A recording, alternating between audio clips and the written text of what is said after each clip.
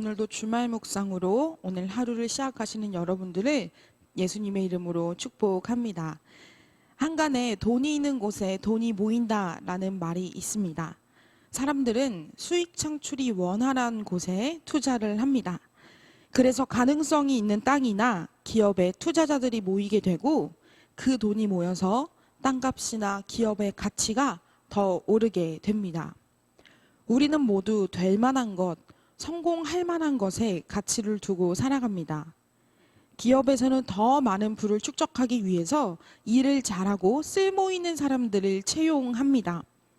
그리고 기업뿐만 아니라 교회 안에서도 일을 잘하는 사람들을 찾게 됩니다.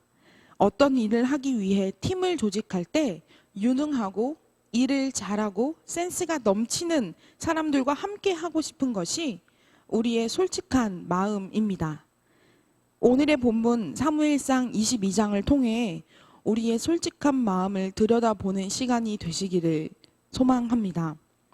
그리고 우리가 잘못 생각하고 있는 부분들이 있다면 회개하고 돌이키며 결단하기를 바랍니다. 다윗은 지금 자신을 죽이려고 하는 사울을 피해서 계속해서 도망치고 있습니다.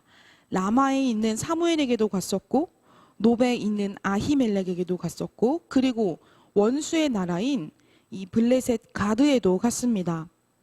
그러나 어느 곳에서도 다윗은 신변을 보장받지 못합니다. 그때마다 사울의 위협이 다윗을 쫓아왔기 때문입니다. 그래서 다윗이 선택한 곳이 바로 아둘람 동굴이었습니다. 이 아둘람 동굴에서 다윗은 자신의 형들과 친척들을 만나게 됩니다. 그런데 그뿐 아니라 많은 사람들이 다윗을 만나기 위해서 아둘람 동굴로 왔습니다. 지금 다윗에게 필요한 사람들은 다윗에게 힘이 되어줄 수 있는 사람들입니다. 그런데 다윗에게 몰려온 사람들은 어려움을 당하는 사람들, 빚진 사람들, 마음에 억울한 마음을 가진 사람들이었습니다. 심지어 이런 사람들이 400명이나 몰려왔다고 성경은 말합니다. 그렇게 다윗에게 400명의 백성들이 생겼습니다. 그러나 인간적으로 볼 때 이 사람들은 다윗에게 전혀 힘이 되지 못하는 사람들입니다. 속된 말로 혹이나 다름없는 사람들입니다. 다윗은 지금 자신의 목숨 하나도 부지하기 어려운 상황이었습니다. 살아남기 위해서 홀홀 단신으로 여기저기 옮겨 다녀야 했고 원수의 나라 앞에서 원수들 앞에서 미친 사람인 척 연기해야 하는 그 수치도 보여야 했습니다. 그리고 이제는 동굴에까지 숨어 들어왔습니다. 그래서 다윗의 입장에서 볼 때 인간적으로 자신에게 힘이 되지 못하는 이 혹 같은 사람들을 충분히 떼어낼 수 있었을 것입니다. 그러나 다윗은 이 약하고 힘없고 억울한 사람들의 지도자가 되기로 마음을 먹었습니다. 아둘람 동굴에 모인 억울하고 사연이 있고 마음에 어려움이 있는 모든 사람들을 자기의 백성으로 품었다는 것입니다. 이 일 후에 사울은 도망자 다윗의 편이 되어준 사람들을 죽이기 시작합니다. 제사장 아히멜렉과 그 집안의 세마포 에봇을 입은 제사장 85명을 죽였습니다. 그리고 제사장들이 살고 있던 이 노비라는 성읍의 백성들을 남녀노소 가리지 않고 모두 죽였습니다. 그리고 이 난리를 틈타서 피해서 아히멜렉의 아들인 아비아달이 도망쳐서 다윗에게로 왔습니다.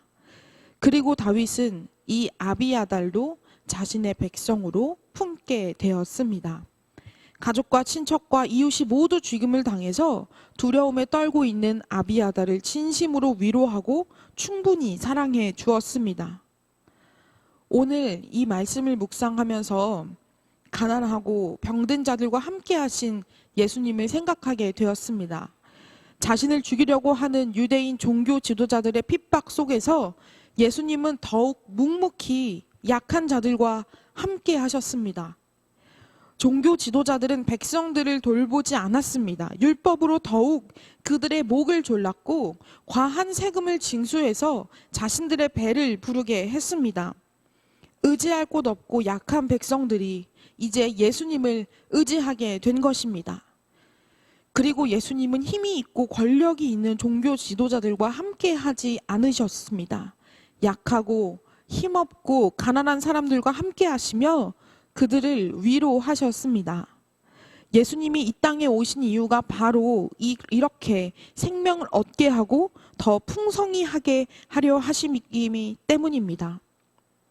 세상 사람들은 성공의 가치를 두고 살아가지만 예수님은 한 사람이 생명을 얻는 일에 가치를 두시는 분이십니다. 심령이 가난한 사람들과 함께 하시는 분이 바로 예수님이십니다.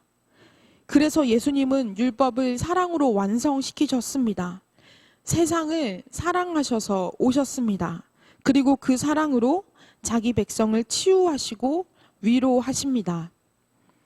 우리는 모두 예수님의 완전하신 사랑으로 늘 위로받고 치유를 받는 하나님의 백성들입니다. 그리고 예수님께서는 이렇게 충분히 사랑을 받은 우리를 이제는 파송하십니다.